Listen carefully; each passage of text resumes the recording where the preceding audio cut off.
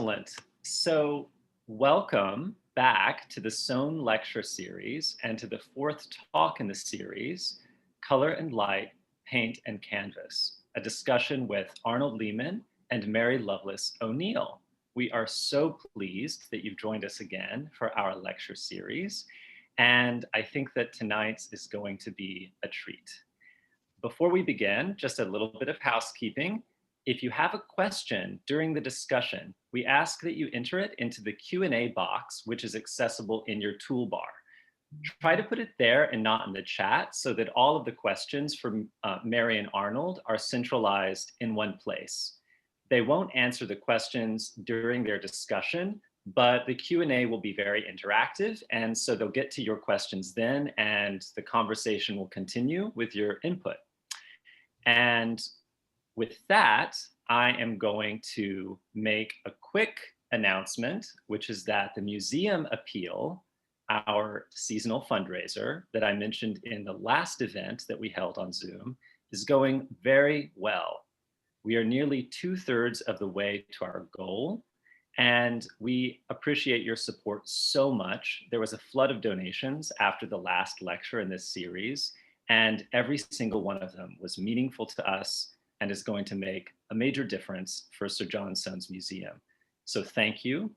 And for those who haven't been able to give, I'm going to pop a link in the chat box so that you can look at the donation page, which tells you a little bit more about this appeal that we're mounting and that we're trying to conclude by the end of the year. So with that, I will pass this over to Paul Whalen, the chairman of the Soane Foundation. Thank you, Michael, and welcome everybody.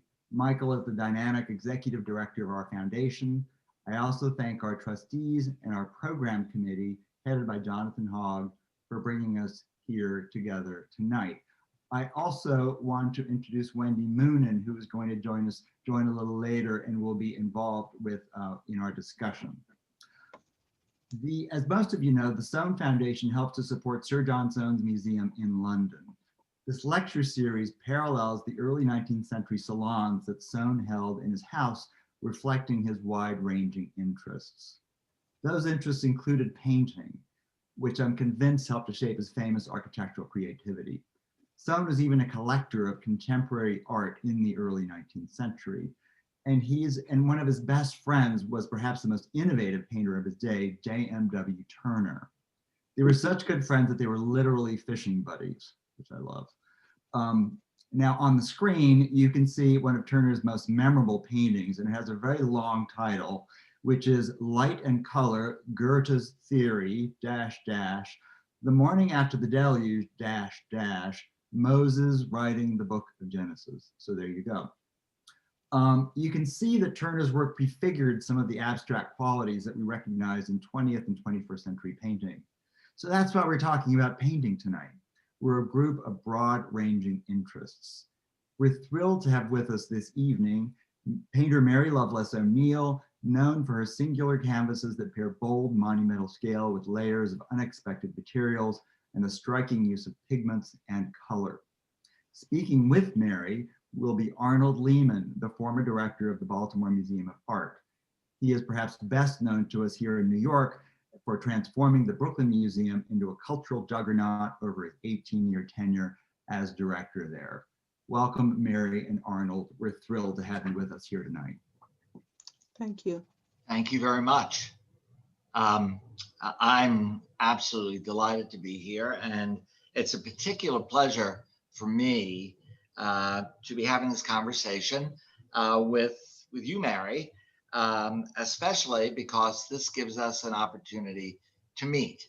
Mary and I have never met before, and I only wish I could exchange places with her and be in sunny California instead of snowy New York. I'm going to get Mary to promise to invite me, I hope, by the end of this conversation.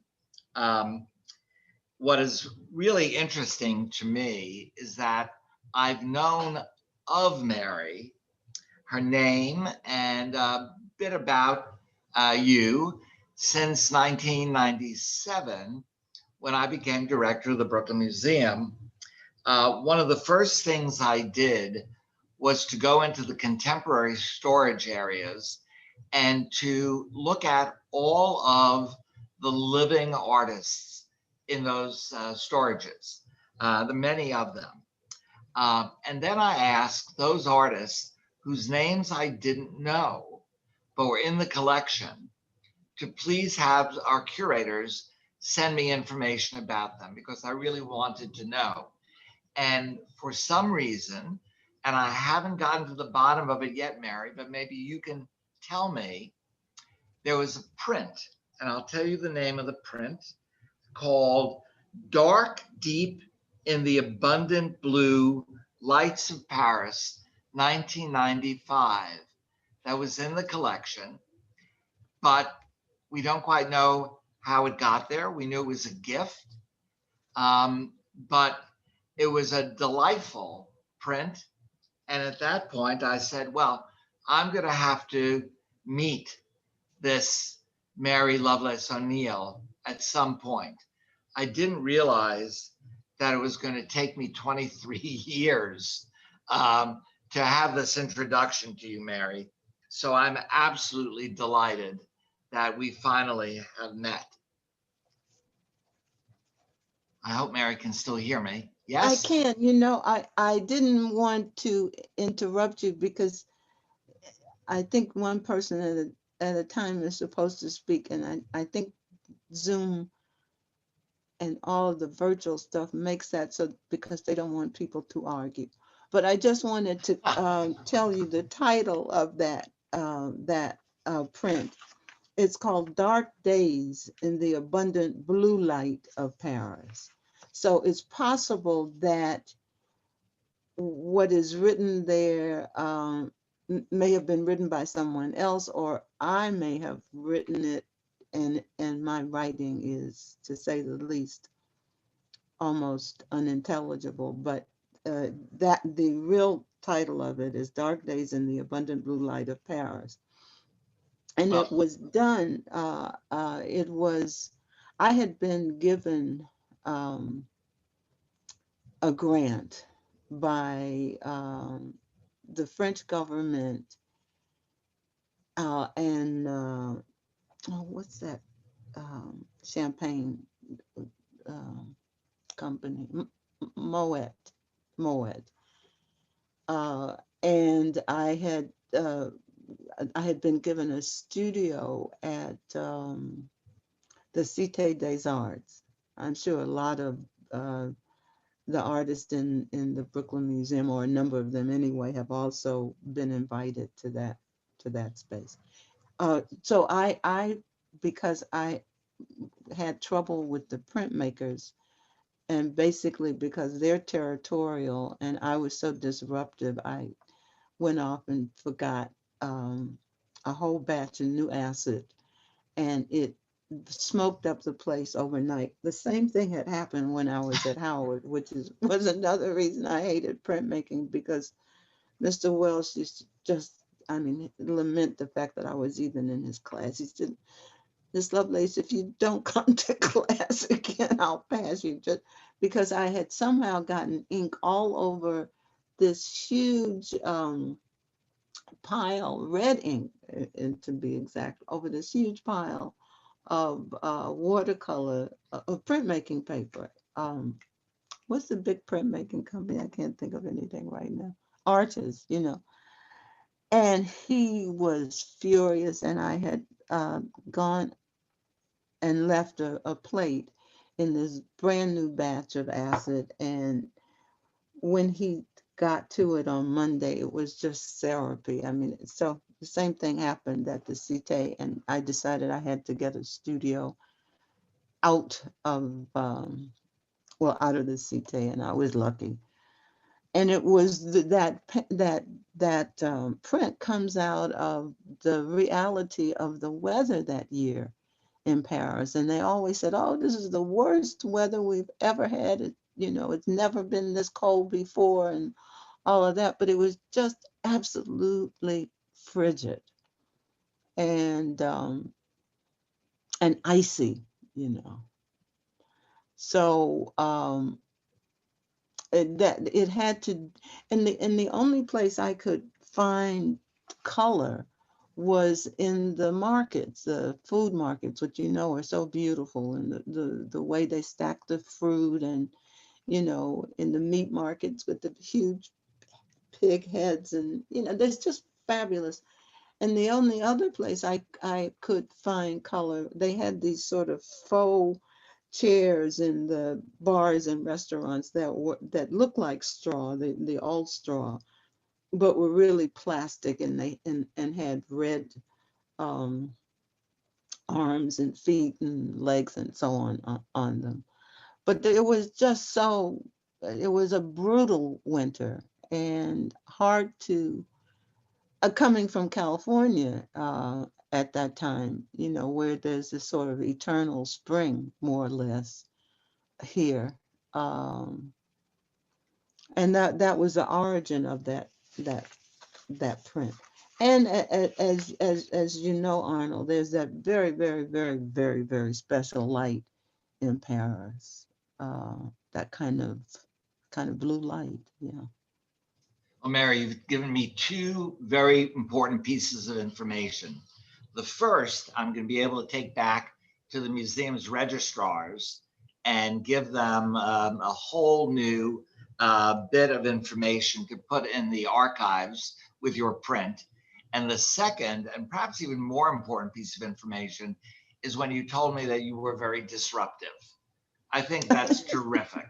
I always try to surround myself with the most disruptive friends in school so people wouldn't notice how disruptive I was.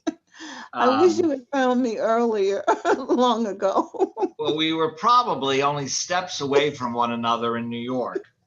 But Yes. I want to ask you a No, question. I'm going to interrupt you. Yes. Just for one other bit of real information. That print was made between 93 and 94, because I straddled the semester that, they let me leave the university, which was another big drama, to accept that grant. And so it would have been, I think it would have been in the spring of 94, rather than that winter of 93. So you can sort of locate it there, and I'm sure I have somewhere, um, or some way of actually locating the date, proper date for you for the archives. Well, I'd appreciate that. But now that I know that you don't only make 23 by 21-inch prints, you make 7-foot by 12-foot paintings, I'm going to have to move in that direction because you can't only be represented by a print when there are such fabulous paintings around. And that's what I wanted to ask you about. This may sound like a strange or a silly question to those people who know you, but since I don't, I can ask it. After 25 years, how did you have the courage, and I mean that in a very broad sense, not just the physical courage, but the desire to even do all this work to make sure this happened, to have this retrospective in New York 25 years after the last time you exhibited there.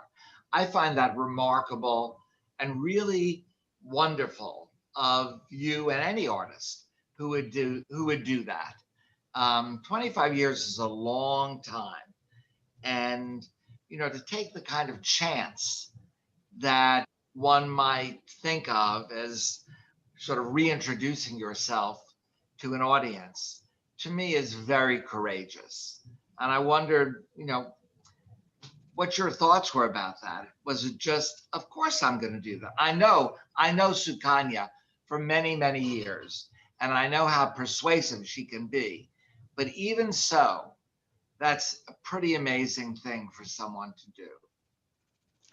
You know, Arnold, in many ways, it was not risky at all because uh, I have come in you know in these years, you know, to appreciate my work.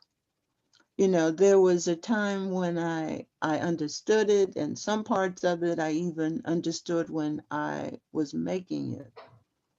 But in recent years, I have come not only to understand the work, but to love it. And so there was no risk for me. I've never depended on critics. I've never depended on, once I got out of Columbia, let's put it like that, that was the last time where I had to paint or to work to something or someone. And that was to get the hell out of that graduate program. That was my aim. Once I was out of there, I was free. You know, thank you, Jesus, thank you, Lord. I'm out of here. I'm done with that. And so I set about to make and understand what I was doing. And I'm sure you know Mr. Driscoll, David Driscoll, Professor Driscoll. Um, it was one of the things that he had said to me. It's like now time to research yourself. You know, figure out what's going on. It actually is a bit of a task, a chore, when you are teaching because you're seeing just tons of bad art, you know, and fussing and fighting, and then trying to come back to your studio and to have to, you know, get rid of all of that stuff. It's enough that you're still in some ways carrying along, you know, the what what you what you had been almost told to do as a student. But you know, I became very ritualistic about cleansing my head of all the bullshit from the students, and you know that those intrusions of teachers that still linger. But I there is a painting in one that was in that show at Minuchin called Senseless Superstition, I think it is. God, I can't remember the title of it, but basically it is like getting into I would come home after having taught all day or whatever, but I would shower, put on makeup and earrings and get myself together and go down to my studio, which was a part of getting rid of whatever that day had been about with students and other faculty and fussing and fighting. And then, you know, it's like those things that you do when you come into your studio. You know, you may put on candles or jump around 3 times or you know, something that creates a barrier and from the outside, both mentally and physically, and then allows you to try to get into what it is you have to say. You know, what you have to say may be inconsequential. You know, so what? You know, you say it anyway and you figure it out. The So okay, so I'm Southern, and you must know this. So everything is a story. You know, it's Tuesday, so there's a story about Tuesday. You know, so you just have to stop me from going on and off the subject because I don't even. And I also lie. I do. You know, so and I get caught up in my own lies. So art I is don't even know if I answered you. I don't even remember the question. Come to think of it. it's perfectly all right. Art is all about storytelling. Yes. So please don't apologize because I could sit here and I know probably everyone who's tuned in is here for exactly that. So I'm grateful. So don't even think about cutting short a story. But I wanted to tell you that about 3 weeks ago, this is really not kind of a question, but 3 weeks ago, I was talking to some people and I mentioned that I was going to have this conversation with you. And one of the people who was standing there said, oh, my roommate at Berkeley or apartment mate or whatever was one of your students and said that you were a wonderful teacher. Now, this goes back a long way. I don't know how old the person is, but I was going to ask, what was it about teaching? I just heard a lot about teaching from you, but what was it about teaching that was satisfying to you? Was it being engaged with the students, being part of a larger group of people? At the beginning, I'm sure it's because they provided you with a good studio. I mean, I know a lot of artists who taught, and they all have a various reasons for doing so. So I'm just Alan, wondering. you know, I taught because by that time I was too old for prostitution and I needed some way to support my studio, you know. And I had fast run out of good looks, you know, good looks young girl. And so, and it was clear to me that I was going to have to find a way to support a studio.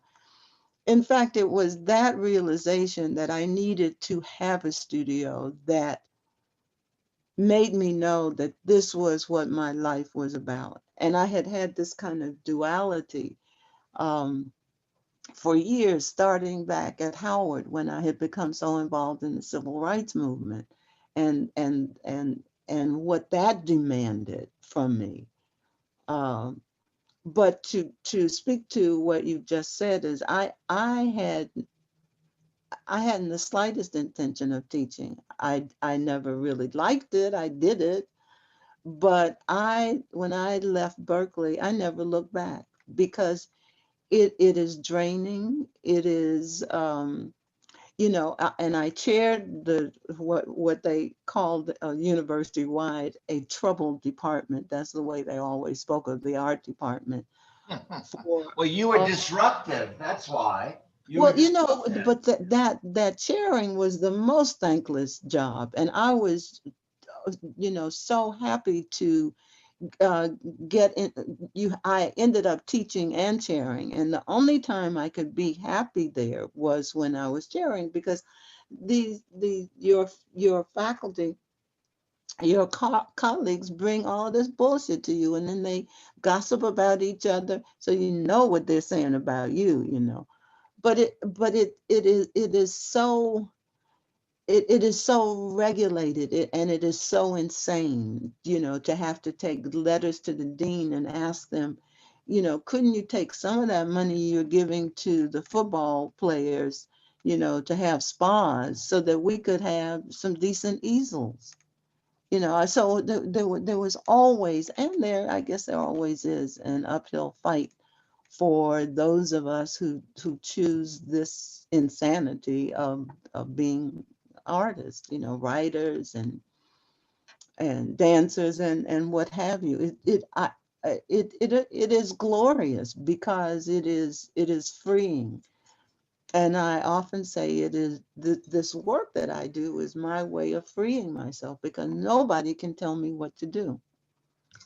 Well, Mary, And we now have, Mary, the first starting the first sentences or two of your biography when you talk about being too old for prostitution, that you turned to art, um, and or to to teaching, teaching, I to turned to teaching. teaching. So I think whoever picks up your biography needs to make sure that that's at the very beginning of the book. It'll be a surefire bestseller, um, without without question. Do you mind if I ask you about one of the or group of the paintings that, from a distance at least, since I've never seen them and I'm looking forward to at some point, the lampblack paintings that you did when you were in New York at the end of the 60s and I guess into the 70s, which I found this one really quite remarkable. And your comment about these paintings, in a way, even when you move back to California, being kind of all about New York and living in New York. And I just love that. And in this painting especially, I just see these lines of color being either those kinds of lines of traffic that you see going through New York at night, or lights flickering on, or a quick look at the skyline, or a little bit of the sunset, or something in the street against this incredible black background. I would love it if you would tell me a little bit more about this painting. Okay, Arnold, this particular piece was done after I came to California, but the black paintings as such were started at Columbia. Um, and in many ways, I have to be grateful for those endless fights that I had with Stephen Green, because I realized I was going to have to calm down all of that brushiness, that brushy, fast brushwork, all of that color. To, there was the only way I could stop fighting with him, and probably the only way I was going to be able to write my thesis and get the hell up out of there. So I was just, I was so dismayed and so unhappy. But I had gone to Pearls, right? The big paint store downtown with Yep. the wooden floors. Yeah. Right. And No longer there. no. No. Uh, uh, Sad, oh, very sad. yeah, it was a wonderful place. Wonderful place. And that particular day, I went down to get, supplies, charcoal, this, that, and the other, and paints. And I was still using oil paint at that time. And I was going down one of the rows, and I saw bags of little, like 5 or 6 inch bags. And one of them had um, a cut in it, I guess, because there was developing on the floor, on that wooden floor, a pile of the most beautiful black stuff you've ever seen. And what it was simply black powdered pigment. And there are several pieces to this story. So I decided I would get, some of that stuff. And I think I must have bought maybe 5 or 6 bags. I don't know why I bought that quantity. But what it went back to was my summer at Skowhegan. Again, I was so dismayed and so unhappy. I used to share not share a studio, but my studio was next to Nancy Graves' studio. And she was like an older woman of the group that gathered there that summer. In fact, our group was the first group of students allowed back after the big fire, after they had rebuilt some of the barns and so on. But, there's nothing to do at Skowhegan but eat the fabulous food, swim in the lake, and paint, and get fat or drunk, or both. And I I was so, all you can do is do your work. That's what you're there for, and that's what you do. And there's sort of no way of getting away from it. You're confronted with it every time you open that door. And that day, I was practically in tears, and I left the painting barns, my studio, and I was about to pass the sculpture barn, and they had a big sign up. saying that this artist, I can't think of his name, and I was given it a few months ago actually, and he was a very important New York sculptor. I'm not going to remember his name, I'm pretty sure, but it said he was going to have a demonstration, blah blah blah. And I thought, okay, I'm going to go in there. I dare not go back and eat anymore. I'll just go and listen to something else. He had a huge pot of and paraffin heating. And there were these little bags of some black stuff, and there were coat hangers and pieces of wood all on that table. And so he started to talk, and the sculpture people asked him questions and so on. And as he spoke, he was dipping paper towels.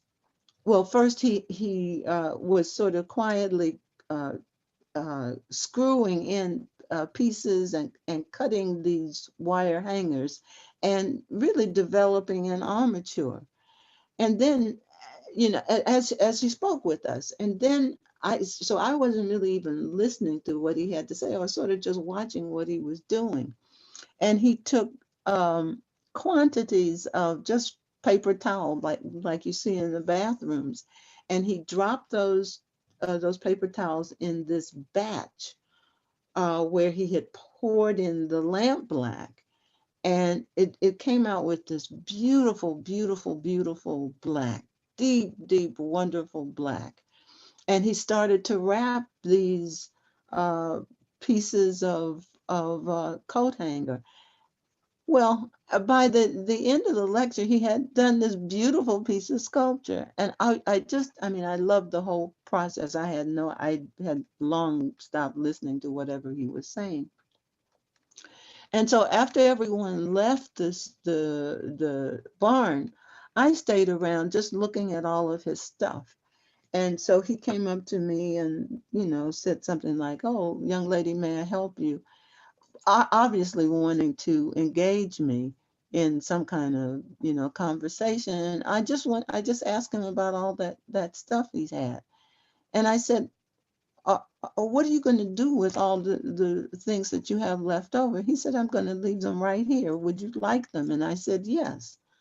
So that day, I waited for the pot to cool, I guess. And then I took the little hot plate he had and all of the black bags and the paraffin and the beeswax, and I took it back to the studio. And I just started doing things with it. And it turns out I got honorable mention for the little piece of sculpture that I made. And that was a complete surprise because I just took that little piece of sculpture over to the sculpture barn to sit on the shelves, just to be there until I could. It was my thought that I would take it back to Howard with me. Okay, long story short, never. But all of these things um, came together uh, to, it was almost like magic. I was led to figuring out how to deal with those black paintings. The other thing that happened was that my husband had left me, and he was a person who used to make these really big stretcher bars for me, and that was the bigger loss in the marriage, that I didn't have a stretcher bar maker anymore. But there were still some stretcher bars there in the studio, and I don't know, all of this stuff came together. And I started rubbing with a chalkboard eraser, which for some reason or other was there on my desk.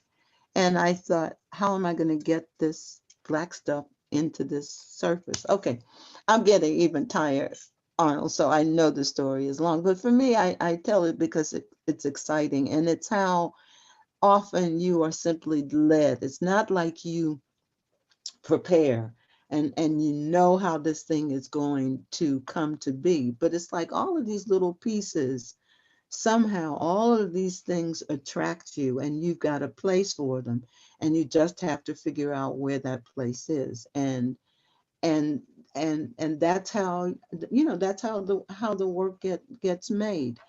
And when I look at these pieces, this particular piece and almost everything you will see was done here in California. And the light here was so different from the light in New York or in the South where I grew up, or in Gary, Indiana, or in Chicago, where those big furnaces at night were full of flames and puffs of, you know, smoke and stuff. So all of that somehow seeps into who you are.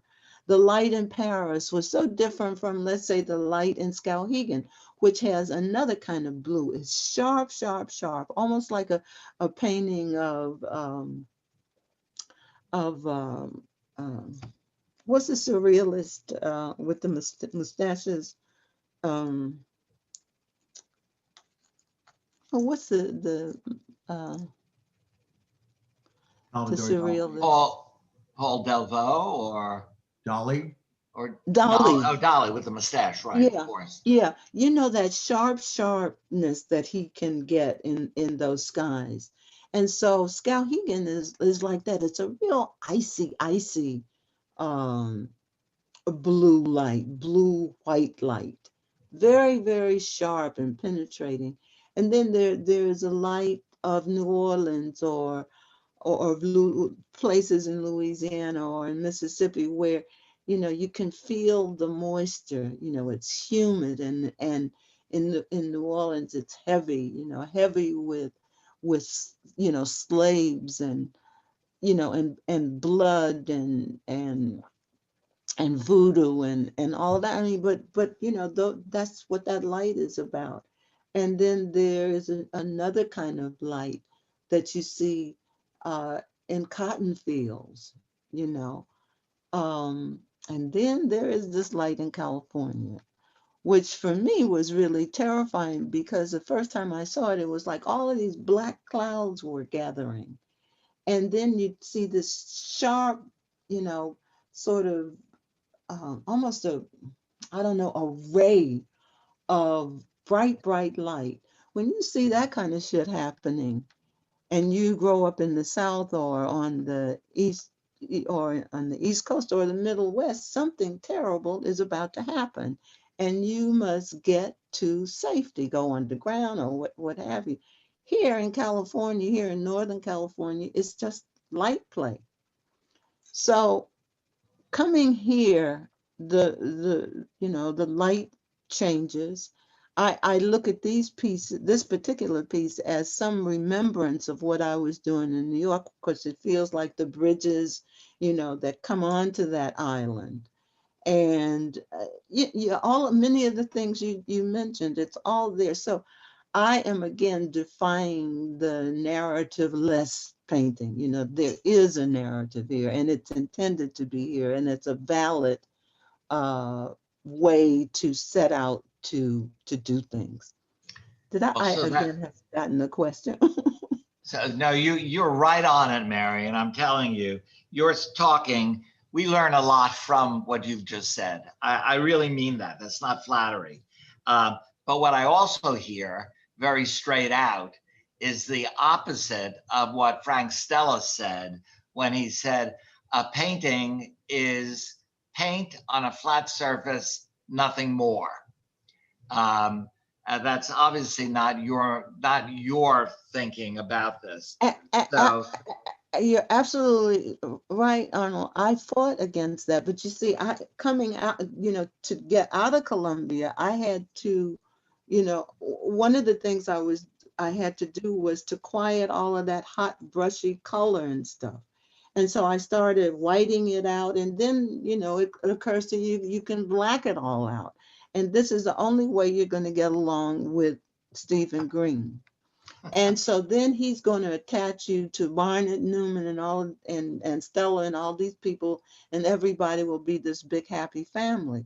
And I was saying, yeah, but I got something for you, honey, because everything here is responding to my hands, you know, moving about on this surface. I can feel it. It's like, you know, it's like your your house that has kind of a hump in the foundation, and your feet can feel that. And so it's like I'm feeling all of those interruptions in the canvas itself as I move about it. There's a story. You know, I think that what Stella had to say was nonsense. And you see what happened to him eventually is that he had to develop a narrative with all of that clashing of materials and structures and so on.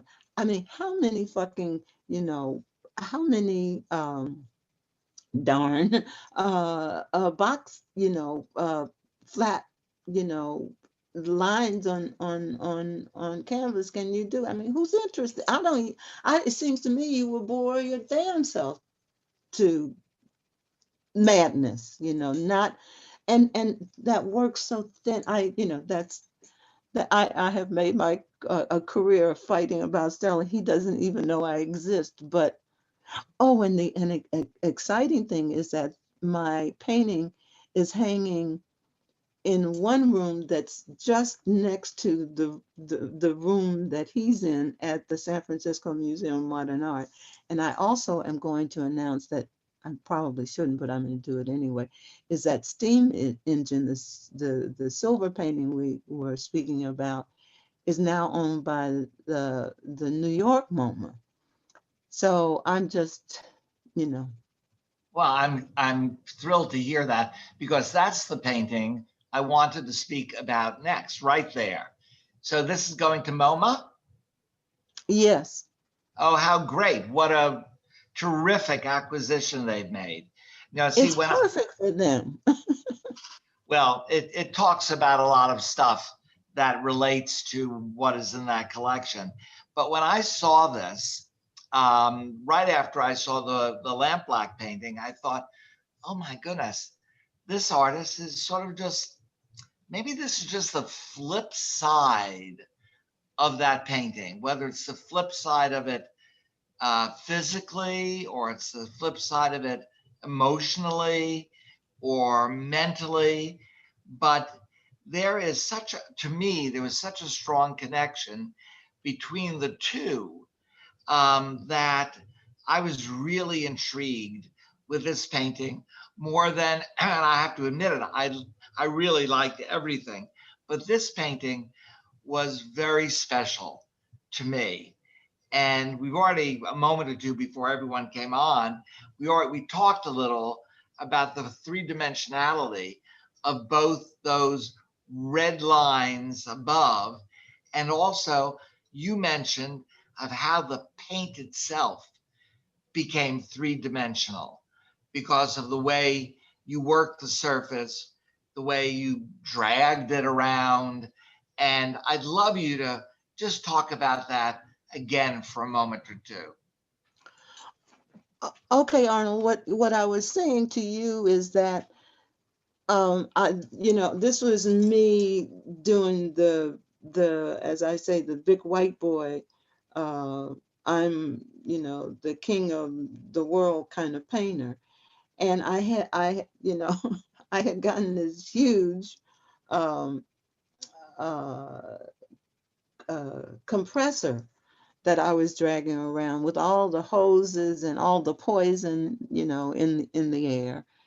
And I liked what you said about it somehow being, the flip side of the black paintings. And I love what you have said, because it's almost like it's inside, maybe even the underbelly, and that you could open it up and you'd find these big silver paintings. Because the way I felt about the black paintings was that I could unzip them, because in 1979 I made the last black painting.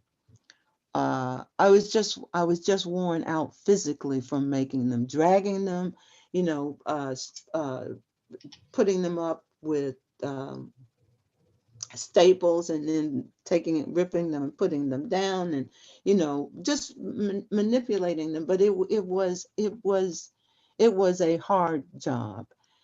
And I was wanting to get back to a stretcher bar and to paint on a stretcher bar, because there's that breathing, that in and out, and you feel like it's a living thing.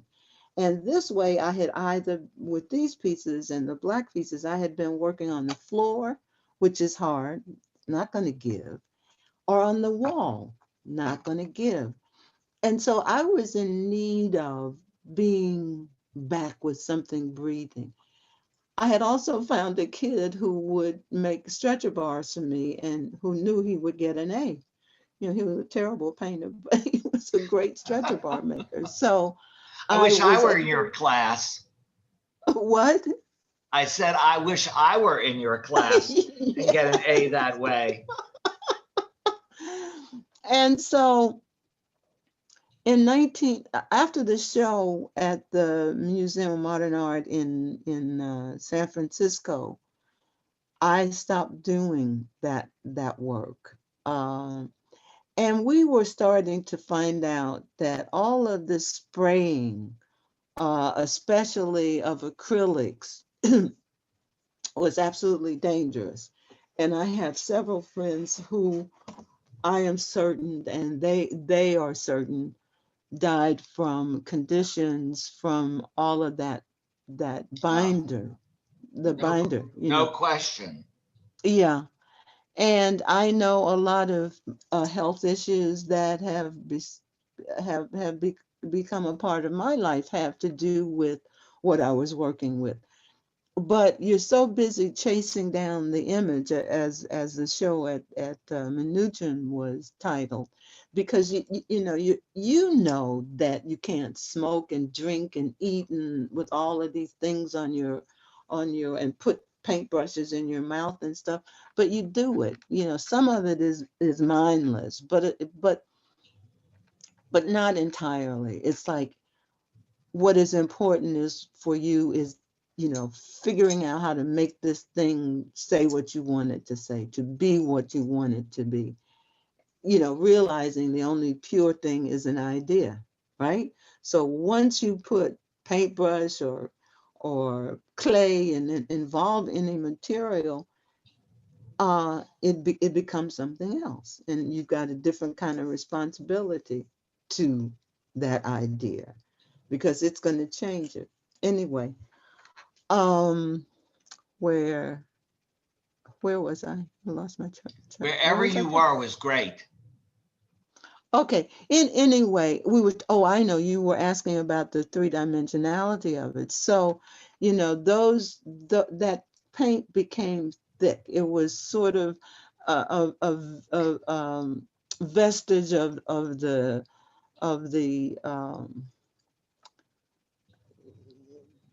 uh, resistance to flattening everything out and saying that and saying that you can't lie with paint. You can that paint is just paint. But paint can be more than just paint because you can make it more than just paint. You don't have to give into what paint is. And I think that's what some of those artists were promoting. I think even people like Barnett Newman had this kind of, spiritual edge to it. And they made up stories about the work just like I do. Everybody who's a fucking painter is doing that because that's what they want to do.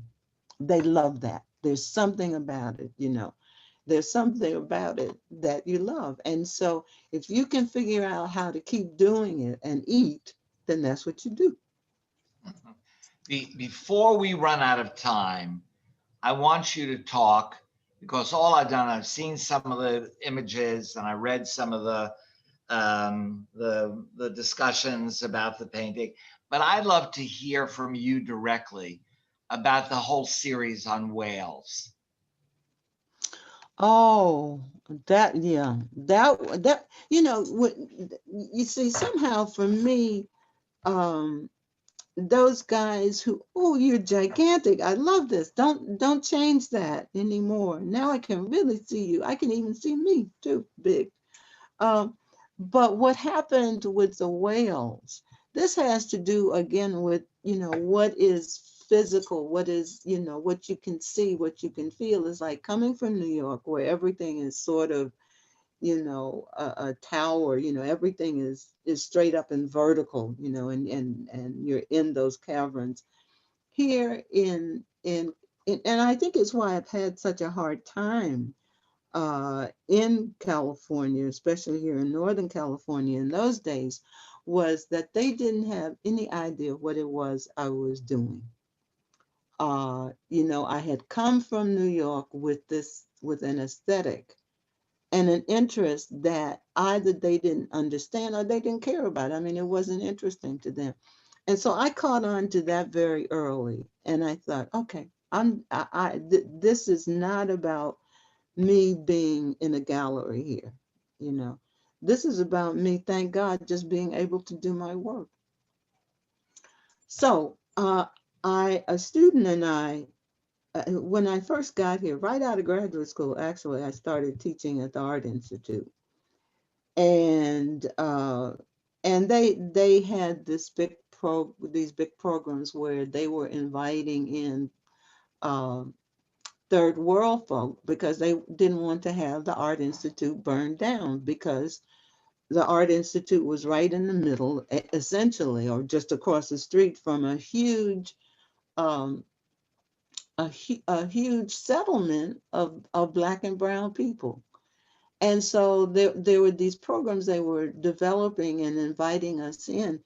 And to this day, I have never seen the energy and what beautiful things came out of the Art Institute that came out in those days in the late 60s and 70s and even into the 80s, until they decided that they were going to be a little girl school for rich little girls who could come in and pay these exorbitant prices while these children figured out what they were going to do.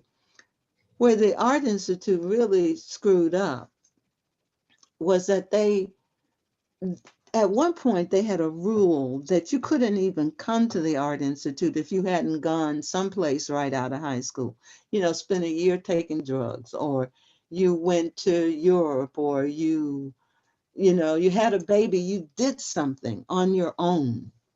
And so afterwards, before basically all the third world people were fired away from there, I sued them, in the end. But they just gutted the programs, and they have never been, I feel, as strong and exciting an institution as in those days. At any Mary. rate, back to Yeah, the whales. back to I the started the whales. whales when I was at the Art Institute. A student and I had decided to go to one of those local beaches. I forget the name of that beach. It's a very popular beach, but it was during hours when people in general were not there. And we were just so lucky. Again, it was just magic, because there were these whales migrating north, because the weather was warming, and they go up to Alaska, I guess, and I suppose beyond, and they mate and they have their babies, their children there, and what have you. And they were frolicking. They, all of these huge, puffs of sparkling water, and the light coming through it, the sun coming through it, like jewels being thrown up in the air.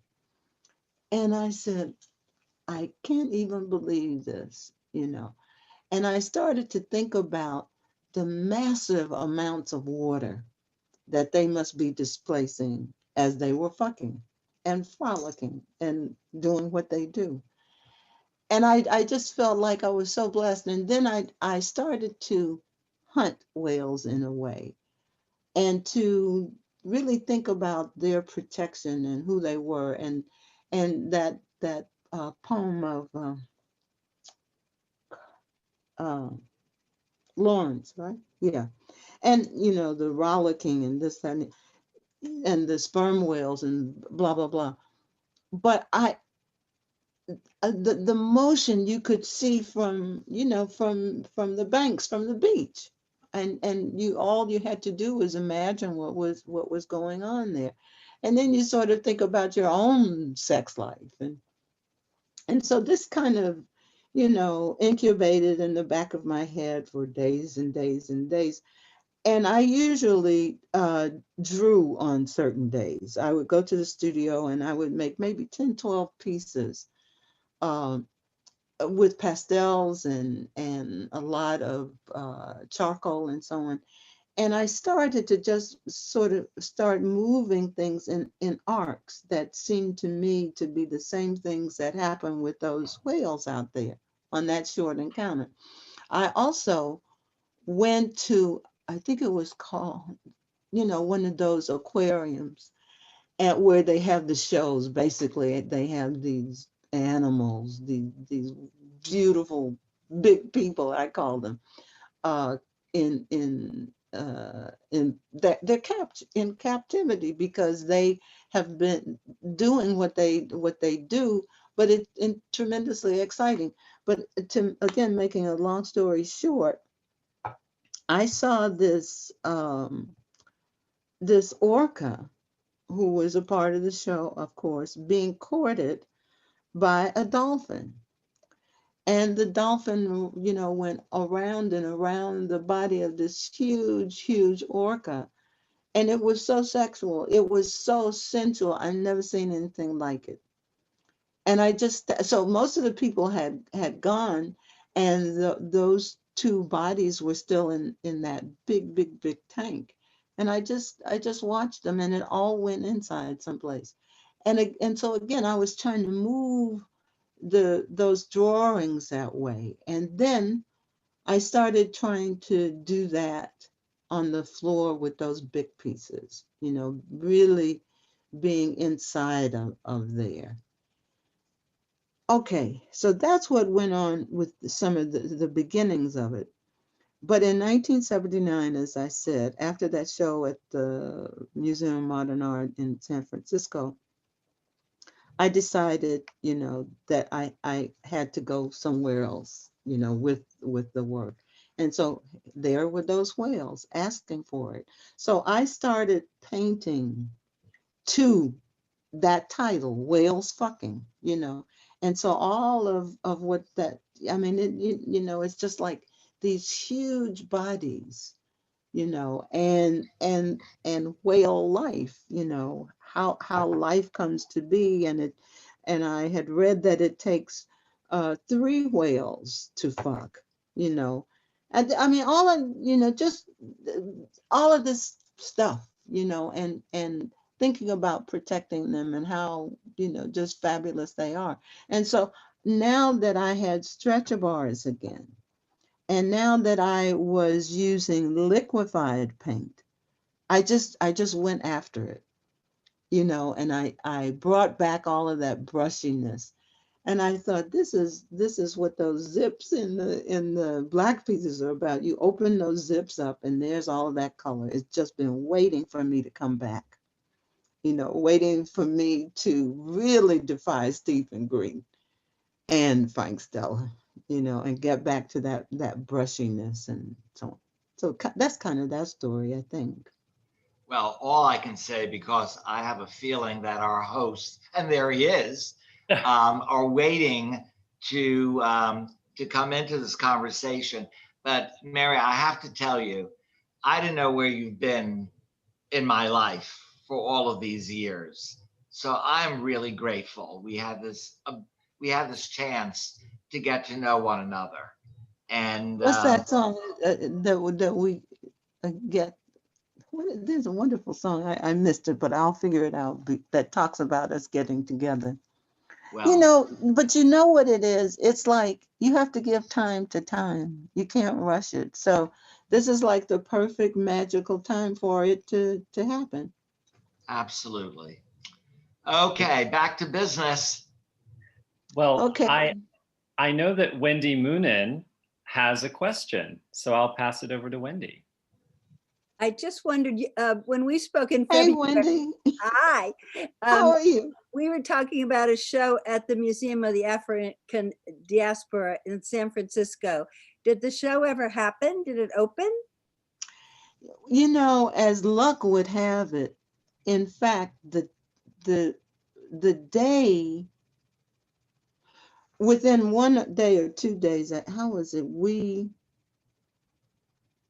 The work had been taken from my home, and it was how did it work? It was stopped at the storage place in San Francisco because the city had been closed down, and the museums, the galleries, and everything. So the work was stuck there. It is supposed to open virtually, I think in January or February, somewhere in there, that show of the whales fucking. So a lot more brushiness, What? a lot more expressive brushiness. Yes, yes, absolutely, And absolutely. it's also going to have an R or an X rating. So you're going to have a lot of people seeing it. Yes, you know, yeah, that became a big issue there at the museum. But because I didn't want to cause them any trouble, and I knew the title would in that neighborhood, and so we ended up calling it something like Whales or Romance or something. But once you move inside, everything is what it is. It's like whales fucking. I painted to the title. I had never done that before, but what I wanted to paint about was that, and so it never could have been called anything else. Mary, have you done any COVID paintings? No, no, I haven't. I haven't. Uh, you know, I have been sequestered, I guess. I don't really mind being at home. You know, I think lots of artists are in that, you know, it gives you time to think and just, you know, just do nothing but, you know, let things sort of incubate and you know, you eat a lot. But I think what has gone, see, as I just said to Arnold, I think you give time to time. And so it's not, the time is not wasted. This, I think for all of us, this has been a very important time of reflection, you know, and I think a lot of what is just pure madness has been brought to us over the months, you know, with Black Lives Matter and these senseless, insane, and enduring killings by police and others. Uh, so you know, it it it may be that once the president-elect is installed, somebody will take a hold of this madness and get the vaccines or whatever, you know, or get people to just mask up. I mean, how does that hurt? I mean, how much effort does that take? And people are always talking about, yeah, we have to wear seatbelts. Yeah, we do. And we need to wear a mask. So, So you haven't been in your studio? yes, I have, because my studio is here now. Oh. But I haven't really been working on the big ideas. You know, I go in there and I tool around and see what's happening and, you know, look at things. And sometimes I even admire stuff that I see in there.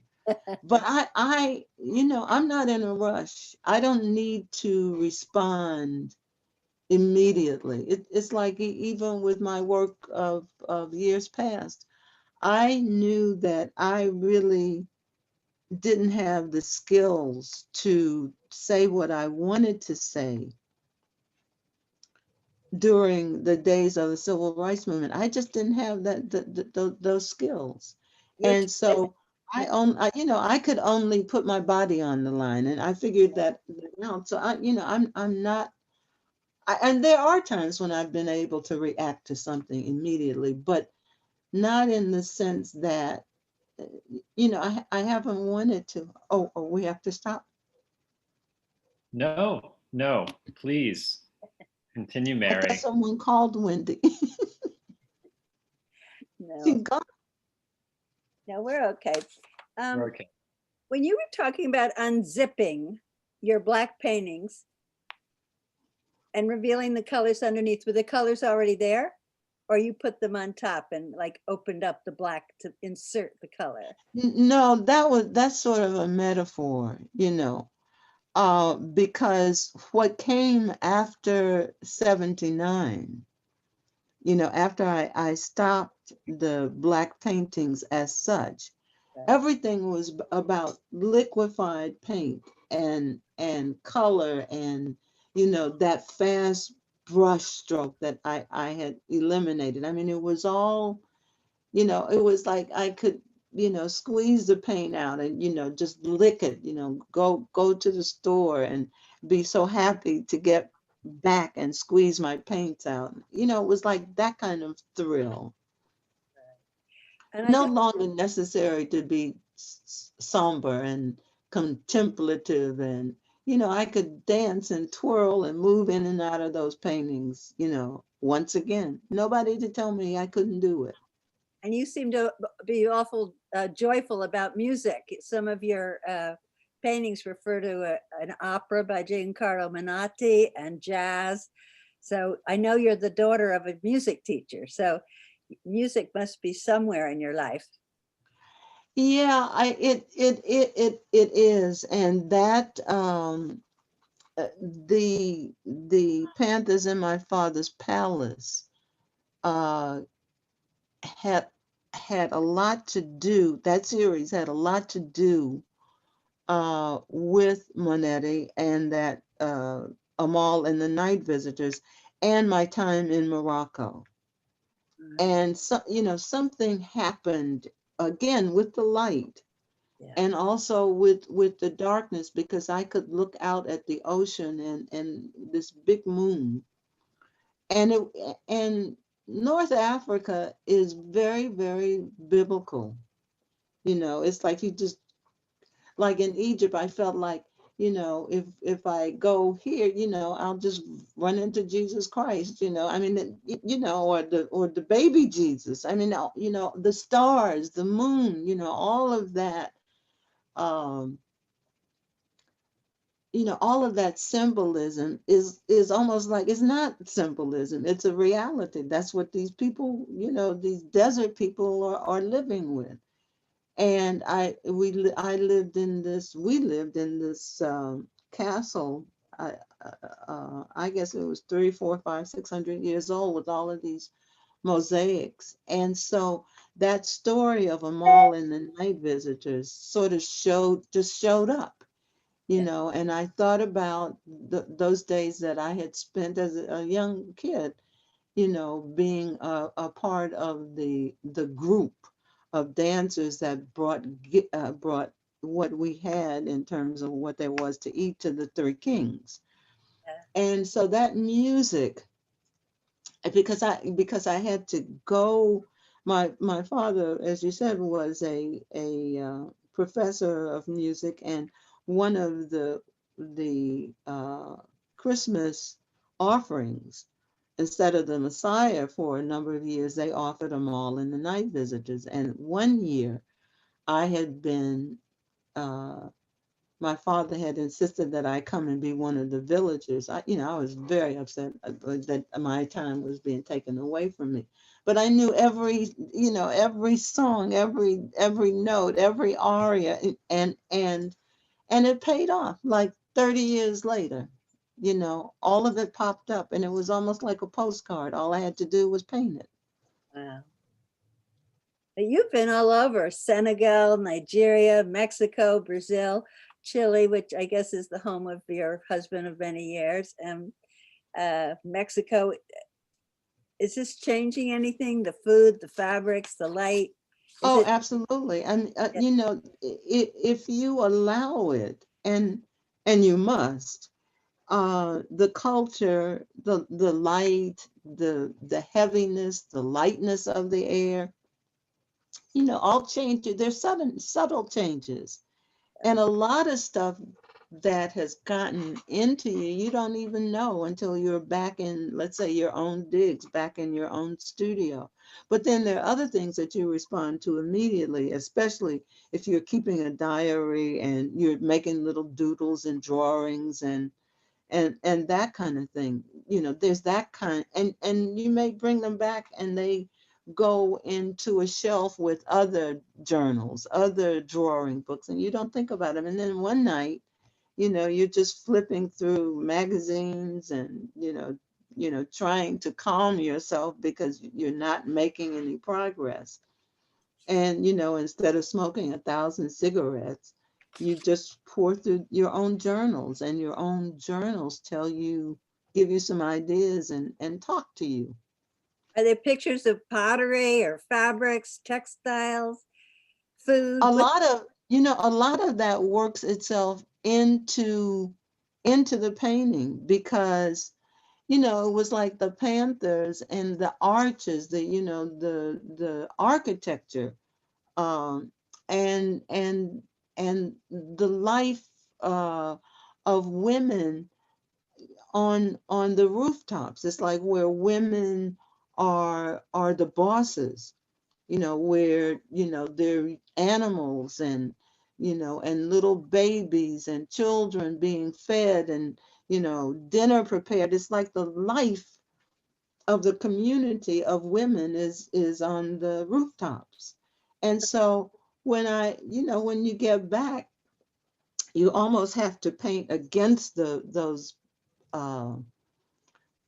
snapshots, that are in your mind, because you're so caught up in the narrative that the narrative can take over and you're trying to paint that. And you just, and sometimes you have to do that and let that happen and then paint it out, because that's not what the experience is really about. That's funny. But you work on some paintings for years, right? Yes. Yeah. I do, because some of these pieces don't want to give it up. They don't want to, they want their own heads. They will not acquiesce. It's like this battle, and who's the winner? So you say, okay, I'm going to be the winner because I'm going to put you on that wall, and I'm not going to have anything to say to you until you are a bit more pliant. Until we can work out something here. And I then you also read, and you Mary, struggle and okay, sorry, done. no, Mary, I read somewhere that you sometimes, or at least in the past, have worked on 6, 7 very large paintings at the same time, almost sequentially, going from one to another, especially when many of them were going to have similar paint used on them. And I just loved thinking about that in my mind, that choreography of you moving from one to another, particularly with something that you said at the beginning of our conversation, that when you went into your studio, you got dressed and you put on earrings and you went out and started working. It's sort of the reverse of what so many people think of. You go, you take off the jewelry, you take off the good clothes, you go in and put on a apron or so. But I just love that idea. And then to think of this choreography of you dancing with all of these paintings at the same time. It's such a marvelous concept. And Arnold, don't forget the outfits. Mary is a very spicy dresser. No, I know that, I see that, but that's the obvious. It's what's underneath that is, something to think about. But Yeah, that and that moving from painting to painting again is about, that particular painting not wanting to be told what to do. So you leave it and say, okay, I'll fix you. I'll be attentive to someone else. Screw you. I don't. But it's also a practical thing. Like there's drying time. Especially when in those days when I was working with oil paint. you just have to give time to time. You can't force it, What And so- happens when a painting gets jealous, Mary? Oh, that happens often, and that's when they become really recalcitrant, like, I'm not doing shit. Don't even ask me. I am not helping you if you want to figure this out, but I'm not doing anything. You want to spend your time with that one? And so they're like siblings, they fight, but they are constructed of similar ideas. And there are times when other paintings, I've been thinking about that, or I had an occasion to talk about that recently, that almost come full blown. They are ready to be what they're ready to be. And they tell you early on, this is what I want to be. And you can keep struggling and moving back and forth, but this is what I want to be. And then you get it. You say, oh yeah, I got it. And it's almost like they are one unto themselves. And you put them away, and that's sort of, that. That is a fabulous place to conclude what has been a most enlightening, enjoyable, and exciting chat with Mary and Arnold, whom we thank very deeply for spending time with us tonight. I think we'll have to do this again, everyone. This Right. was fun. And Wendy, thanks again for that article so long ago. My pleasure. Great pleasure.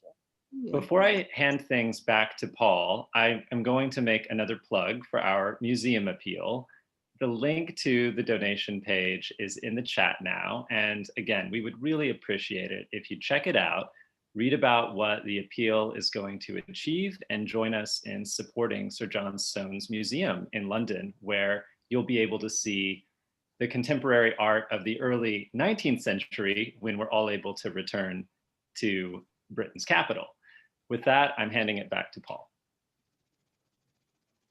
Paul, you'll have to unmute.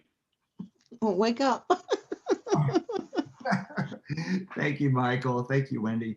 And Arnold and Mary, this is so wonderful because there are a lot of people in our group who are architects. I'm an architect and they're designers. And you brought us into a world of art that has this wonderful immediacy when you talk about materials and how you work with the materials. And that immediacy is something that I wish I could have more of, as an architect. And maybe it's impossible as an architect, but you've taken us on this wonderful journey. And frankly, especially after we've all been sitting in our apartments or houses doing the stuff that we do all the time, you've taken us somewhere else in your mind. It's been such a pleasure.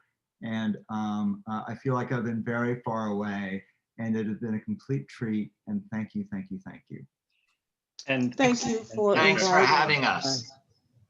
And for viewers who submitted questions that weren't answered, I will pose those to Mary, and we'll see about publishing her answers on Instagram if she's comfortable with that. We'll have a chat perhaps afterwards, but we'll try to answer those questions in due course. Thank you, everyone. Thank you, Michael. Thank you. Thanks so much, everybody. Bye, Wendy. I'll Bye-bye. text you. Bye. Mary, I'll be great in meeting touch. you. Okay.